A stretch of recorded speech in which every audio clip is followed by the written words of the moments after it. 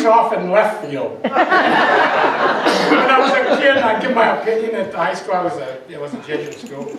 They always said, oh, he's in left field. Thank God for right field. Thank you.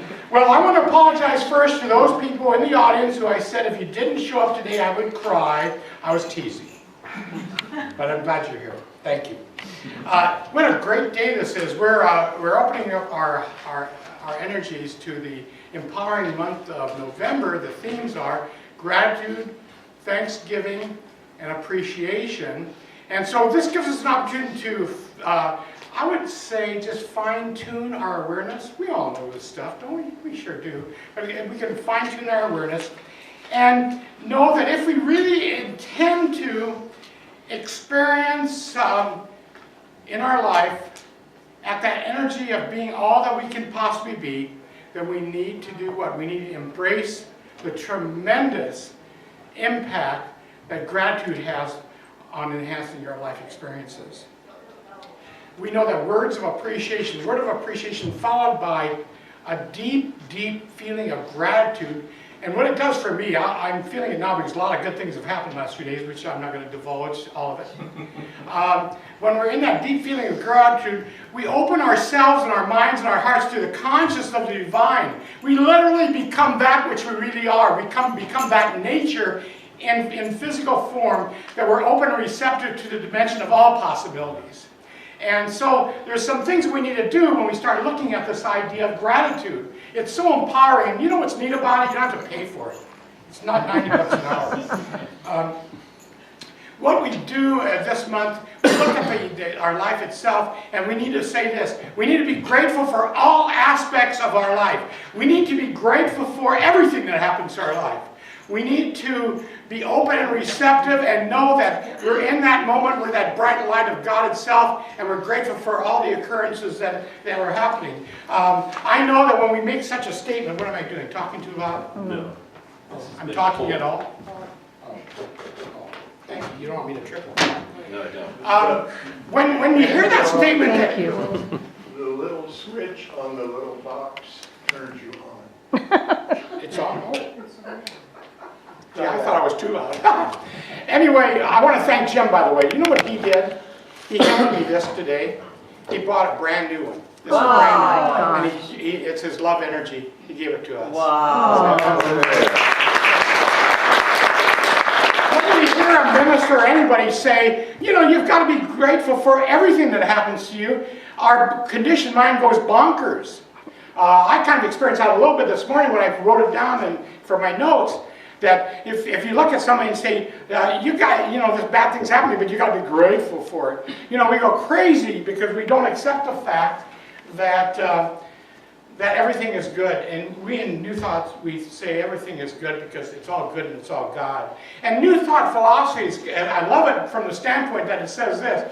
It says, if we give our power to and allow the things that happen to us bring into our experience irritation or anger or grief, what we're doing, we're giving power to that which is happening. We're giving power to that, and it literally takes control over our life. Would you agree with that? Yeah.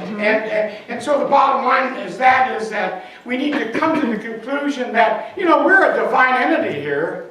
And we're open and receptive to anything that happens because we're on this planet Earth to experience it all. So anything that happens is good because it's going to bring us to a higher knowledge of what's going on. This month we reawaken to something really special.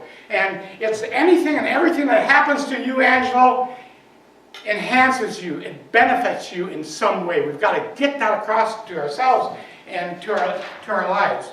As we go into this, we experience this idea of gratitude for everything, and it happened to us Friday. As you know, during the rainy season, this building rains inside. And in fact, we've had cases where it ruined the carpet and took out the piano. Well, and a year ago, upstairs, I walked in one day and something was different in the supply room. I looked in the supply room and it was different. And you know what was different about it? The ceiling was on the floor. And so was the roof. It was on the floor. So, and then you'll say, well, Angela, are you grateful for that? I'll get to it. So I walk into this and stumbling over, and I'm looking, and I see the sky from the office in that supply room. My gosh! And so anyway, knowing all that, we've been upstairs for 10 years and put up with this nonsense. So anyway, what the coup d'etat was, and the corker, was Friday, fairly early. I walk in, and it was 54 degrees, which is normal because the heating system never kicks on. And if it does, if you complain, it still doesn't kick on. And I went down and I sat behind my desk, and then I thought, I better turn on the heater. So we had little floor heaters for Joan and Angela. I plug it in, and everything's cool. And I sit down, on my desk, turn on my computer, and the circuit breaker goes off. Oh, no. And my heritage is not calm sometimes. 14 years with the Marines doesn't help. So I'm sitting like this. And I look at the ceiling, it's like that, only worse. The last rain, the ceiling started coming down a little bit, and I thought, oh gosh, this office is next, and the next heavy rain. And I looked at Joan, and I got control over my emotions, and I looked at Joan, who's standing there in the semi-darkness, and I said, I'm not going to do this anymore. We're out of here. So anyway, I bring in a gratefulness here. So, and I'm not going to get into how we found this place, but we went just around the corner where Nature's Nutrients are. You know where that is? Very spiritual area there. And there was 2 empty offices. We're going to need to, they're going to put a door in if they follow my offer. So John said, well, what do you think, Angelo? I looked at him and I said, well, Spirit is guiding me. I have no idea what I'm doing, but I know what Spirit's doing. Yes, I want to put in an offer. So we put in an offer for this place, and it's got electricity, the heater works. It doesn't rain inside. And they just really paved the exterior. It's beautiful. Plus my computer expert's right there. And so I made the offer, and you know what? We're going to get all that if my offer is accepted for $240 less than we're paying right now. Oh. Isn't that incredible? What's Angelo grateful for? I'm grateful for the kick in the butt. Are we supposed to say butt here? No, I guess it's I'm grateful for that this tremendous attitude of gratitude has what it does for me. It pushes me out of my little comfort area, and it encourages me to be something that I can be that's a little bit of a challenge in my life. Does that work for you guys too? It probably does. I hope it does. So, do we have to like it? So this month what we look at is, there's a lady named Rainbow Kennedy in Prosperity Pie. You've probably read the book. I don't know if you did or not. But what she tells us is this, that everything that happens to us benefits us. That out of the darkness comes the light. And for us, the darkness are all these things that we have to deal with day in and day out, and that we're supposed to deal with. Because they exist. All of our so-called problems and challenges are there to help us grow, to evolve. Our duty as Simon is to, we're spiritual beings trying to figure out how to operate out of a physical, limited body. It's not an easy job. And so we're trying to figure out, how am I going to operate in this body? No negative remarks. And don't say, oh, yeah, we've been wondering that as well. But anyway, the idea is that we need to gratefully embrace and be grateful for everything. There's a story that I really kind of love. It's about a gal named Diane. And Diane, things aren't going very well for her, and she had relationship issues and all kinds of things happening, and funding issues. And so she's depressed. Thanksgiving is coming up. And she thought, my friend Linda, she owns that flower shop, and I think I'm going to go over there and buy myself a bouquet of roses. So she walks into the flower shop, and she's just going to make me feel so much better, I'm sure, and lighten things up for me. And at the counter is this lady who's just finishing purchasing something, and she's ready to go out. And she looked at this lady, and she had a bouquet of long stem, thorny roses, but there were no roses there. It was a bouquet of thorns. She thought, my God. And the gal walks out saying, thank you. And so she said, Linda, for goodness sake, did you just sell that lady a bouquet of thorns? And she says, absolutely, they're going like hotcakes. She says, that's our Thanksgiving special. She said, how could thorns be a special? And so she went on to say, let me tell you about my life. She said, I have learned and figured out that we have to accept the good with the bad, the so-called bad, and that's how we get harmony in our life. She said, my husband died. Now, he was the brains of our outfit. He ran this business. He knew how to pay the help, and he'd do the taxes, and he did all that stuff. I couldn't even, work on my own checkbook. I couldn't balance it. She said, and what I loved doing was just the flower arrangements. But then he died and left me with this business. And she said, it was tough.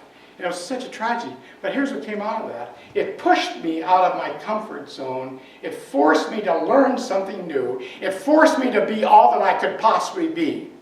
And she said, it was a blessing. I know it sounds bad, but my dear husband, I loved him, and it was a tragedy when I lost him. But it was a blessing in many ways. And the good that came out of it was, here I am. And she says, and I'm blossoming. About that time, another guy comes in and says, hey, Linda, are my thorns ready? Yeah.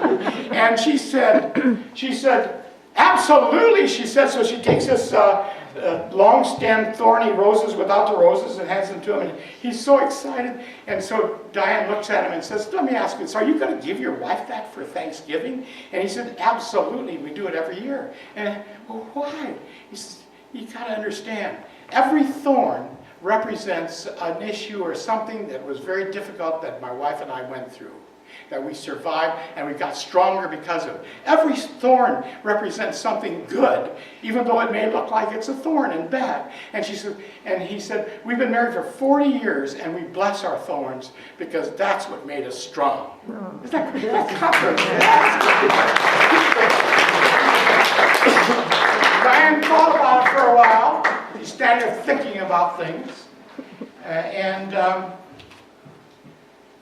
She said, I could deal with my situations, or I can let them destroy me.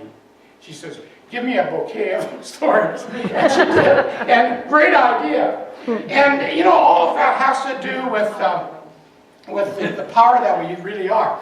There's a couple guys, McCulloch and Emmons.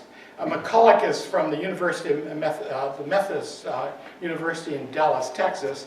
And Emmons is Berkeley. They decided, let's do a research project, and they did it over a long time. And what we want to do is see what gratitude does for people. So they took about 100 people, 75 to 100 people, and divided them into 3 groups. The first group, all they had to do was just list what's happening, do a diary of what's happening every day, that kind of thing. The second group, their duty assignment was to list all the problems that they face and all the negative stuff in their life. That was their diary. That's what they had to do. The third group had only one thing to do. All they had to do was list in their diary all the good things that they experienced along the way. And of course, I can tell you that the results were profound. The people who focused on the good, their life was so enhanced. They were excited. They wanted to help others. They brought in a lot of love into their lives, and the research showed that the ripple effect was, you couldn't